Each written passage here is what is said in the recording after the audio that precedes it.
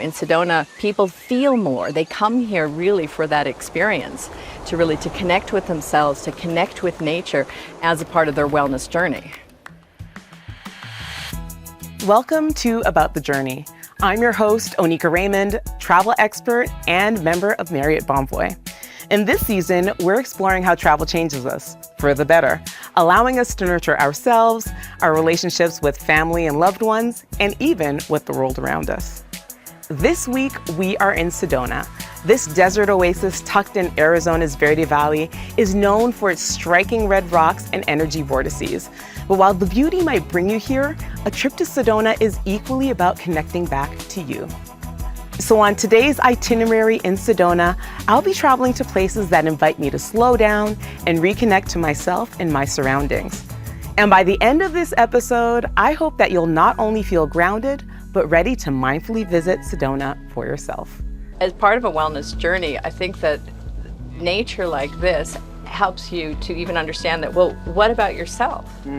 Taking care of yourself is also, I would say, vital. I always try to connect people with the people of the past and realizing that they are not so different from us. We need the night sky to teach us tranquility, and it can do that if you pay attention to it. I am at Yavapai Vista and I'm on my way to meet with an energy and sound healer. And we're gonna do a session. And I have to admit, this is not something I typically do on my travels, but you know what? We're in Sedona and that's kind of what you have to do here. So I am very open to the experience and looking forward to it. I'm meeting up with Melina Fuhrmann, the owner of SpiritFlow, a wellness center that she opened in Sedona. Hi, Melina! Hi, Oneika. It is so great. How are you? Great. It's so great to meet you. Oh, good. Melina is set up on a red rock plateau, yoga mat by her side. From our elevated spot, we can see towering red buttes in the distance. Scattered green brush pops out against the red rock landscape. Melina, thank you so much for having me here. I am super excited, but I'm not exactly sure where we are or what we're going to do. So where are we exactly? Okay, so we are on Yavapai Vista. So that is one of the trailheads here where you have the most amazing view of Courthouse and you have Bell Rock. So these are like two of the iconic Sedona mountains, red rocks here that we have here. And very special place, high vibrations. It's really going to be a special session. I love that. High vibrations all the way. Yeah. Now, you know, Sedona is obviously known for its amazing beauty, but also people talk a lot about the energy vortices. What is an energy vortex? Well, exactly. In Sedona, we don't say vortices, we say vortexes. But the vortexes that we have here, they are basically places of a higher vibration. The Native Americans came here for ceremony. And so really any place in the world where there has been ceremony, where it's really been taking care of the land, you will actually find vortexes or vortices, and it'll be of a higher vibration. And people, they come here really for that experience as a part of their wellness journey. This is precisely why I'm here too. I picked Sedona as my first stop on this season's wellness journey because it's so alluring to people wanting to reconnect to themselves through travel. I also want to understand all the ways that Sedona can facilitate this type of trip. Now, Melina is here to help me come back into my own body and this precious land, starting with taking off my shoes. So when we're doing like a grounding meditation, so the idea is that we're really connecting into earth energy, right? Because we want to really feel our feet there on the earth, right? And then the other part is to actually to work with the breath. What I want to ask you to do is, starting with the meditation, is to actually to breathe down into the diaphragm. You actually stick your stomach out. Okay, I don't have a problem with that. So for example, I will do one for you here. So if I would breathe in and then breathe out. Melina takes a small instrument from her pocket and lifts it to her lips. With her exhale, she plays one long drawn-out note.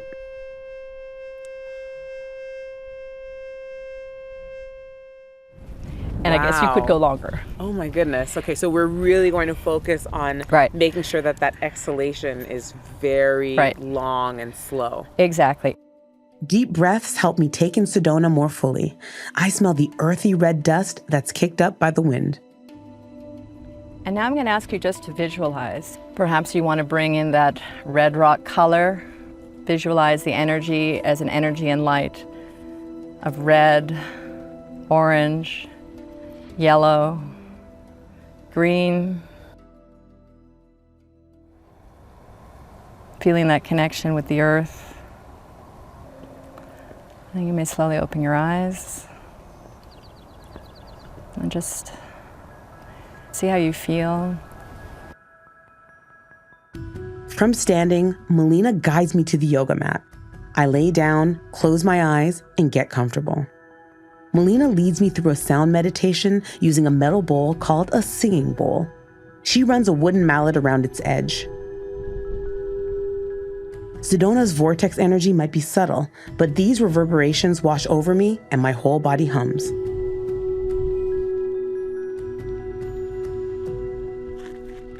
So if you feel ready, I can take the bolster and you can bring yourself to seated. When I open my eyes, I take in the vista more fully. Maybe it's Sedona's vortex energy, but I do feel more embodied. But I still want to unpack what I've just experienced. So Melina and I make our way to my hotel, the Courtyard Marriott Sedona, to talk some more. You know, you talk a lot about connecting to ourselves here, particularly in Sedona. And that's basically what we've come to Sedona to do, right? We're really trying to focus on connecting to ourselves through travel. So why Sedona in particular? What makes Sedona such an amazing place to do a session, to reconnect back to ourselves? Yeah. Well, Sedona, it is easier to sense and feel energy here. You connect not only to the nature, but to yourself through connecting to nature, through doing sessions like this. You're learning how to slow things down, to move the energy down into the heart and into the body. And, so whether or not you're doing hiking, right? I would still say eating really good food as well, or you're doing sessions like this, it's really, it's a place that people are drawn to. And as part of a wellness journey, I think that nature like this and like understanding how important it is to take care of these like unspoiled places helps you to even understand that, well, what about yourself? Taking care of yourself is also, I would say, vital. And it's not just the land, it's the land and you. It's and. Well, Melina, thank you so much for the session, for your words, for your wisdom, for your knowledge. And I'm looking forward to hopefully connecting again. Yeah, well, it was my pleasure. I'm so glad. Anytime that you come to Sedona, please be sure to come and see me, and we can always go deeper and deeper.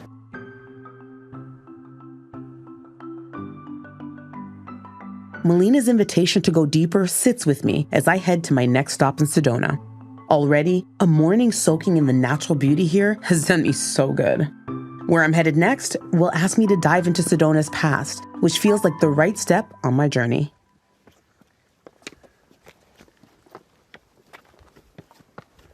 We're walking up to the cliff dwelling. You can see it from here through the bush there. Kind of looks like there's a window. Can you see it? Oh, yeah. Yeah. This is Nick Masoni, the manager of Palatki Heritage Site. He's guiding me up to an ancient cliff dwelling created by some of the earliest inhabitants of the desert Southwest. Palatki is an archaeological site preserved by the National Forest Service. We're going to go probably about a quarter of a mile, and we're going to go see some dwellings that date back to about between 1100 and 1150. They were built by a people that archaeologists call Sinawa, and that's really just an archaeological term. It's a Spanish word, so it's sin agua, so it's without water. The Hopi preferred to call them Hitsatsinam, and that means ancient ones, and that's what they call their ancestors. Nick and I walk down a dirt path headed towards the cliff dwellings. The vegetation thickens as we near the cliff's base. Soon, we're clambering over large boulders. Usually when I bring groups through, I'll stop in this little basin here, right below the dwelling, and I'll have everybody look up because this is a really cool view. But I'll point out these black streaks coming down the side of the cliff. These are outlines of waterfalls, and it carved out this little basin here, and it would have been really easy for a group to kind of dam this up and use this as a reservoir. So we think this is one of the tactics they used to get water. Oh, this is so beautiful. I mean, the rocks are so large, and I love this color. Yeah. So the color is from iron oxide. So, you know, iron rusts red, and that's what gives the red rock. Right. We make our way up 60 stairs carved from the rock. These stairs can be kind of uneven. Soon, we're standing on a flat landing. In front of us is a sight worth marveling at. Now that is cool, because this looks like, it really looks like a fort. Yeah, yeah. Red sandstone walls tower 2 stories high. Some of the brick facade has fallen. But considering that this site has never been reconstructed, it's truly impressive how much of the original dwelling still stands. It's stood up for 700 years. Wow. Yeah. We have photos of this site from 1895, and you can line Impressive. up every brick for brick in that photo. Impressive. That walk that we just made probably resembles the walk that they would have made almost every day. No. And it kind of begs the question, why build a house here and not out there? Well, I mean, they want to hide, I'm guessing, or protect themselves from, I don't know, somebody else coming. Yeah, it's possible. Right. And that was one of the thoughts when archaeologists first started digging. But as they kept digging, they really didn't find much evidence of warfare going on. Nick explains that the dwelling was placed here for protection from the elements. Here, in the shade of the cliff, daily life unfolded. Children slept, meals were cooked, and communities took part in ceremony. So right now we're heading to the grotto area. It's an area where we have a lot of rock art in this little kind of shady overhang. Yeah, so here we are. Wow, so I see all of these, what looks like hieroglyphs, or well, paintings, I guess. Every usable surface of the rock face is covered in art. Amongst other things, there are etchings that resemble animals, humans, and other objects in nature. Some of these might date back 8,000 years. The oldest thing we think is this kind of scratching. It's in this grid pattern. Our archaeologist, he speculates that these could be like 12,000 years old. What really strikes me as I look at this rock with just all of these different forms and ways of people telling their stories, how does connecting with the past, how does coming here and trying to decipher these stories help us to connect with ourselves? Yeah, I always try to connect people with the people of the past and realizing that they are not so different from us. But there's so many lessons to be drawn from these people, the ways that they lived, the adaptations that they had with their environment, sustainable living practices. Definitely. And then there's just a lot of mystery to it as well, which gives you this unexplainable warm feeling inside. And that tingle. Yeah, that tingle of the unknown, that Yeah. sense of wonder. Exactly. Definitely. Yeah. I think it helps me to maybe understand more about myself. Being able to draw parallels with how people lived before me and what they cared about and what they told stories about and how they overcame. And there's a lot of people that visit that feel that exact same sentiment, and you can kind of see it in their eyes too, that like, wow. I leave Palatki just as wide-eyed. What strikes me the most as we depart is that all of this still stands today. There's something comforting about knowing that here, tucked into this small valley in Sedona, time is slow enough to feel the past echoing through today.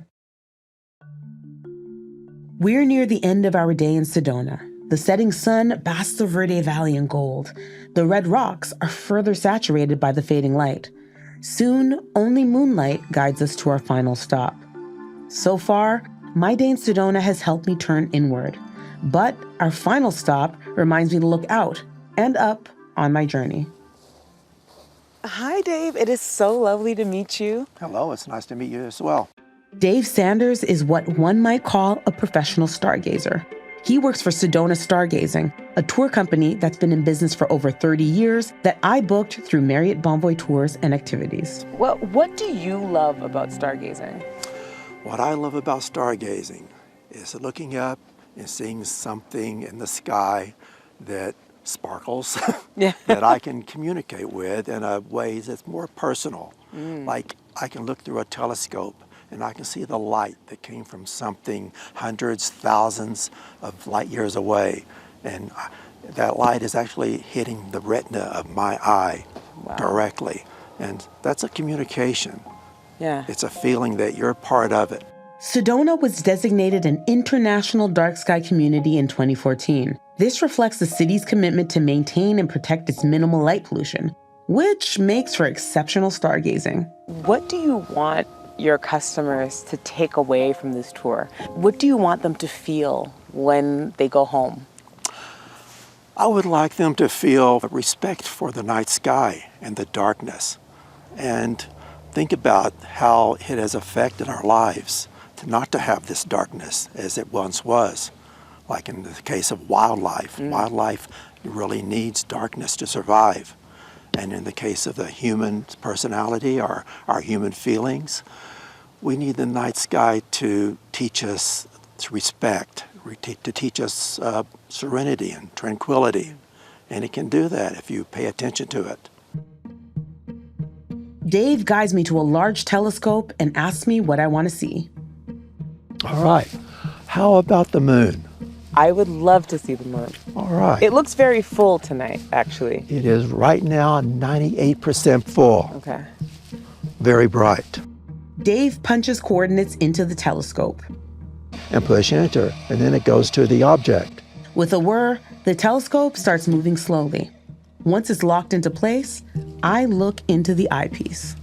Oh my goodness, it's so bright. It is very bright.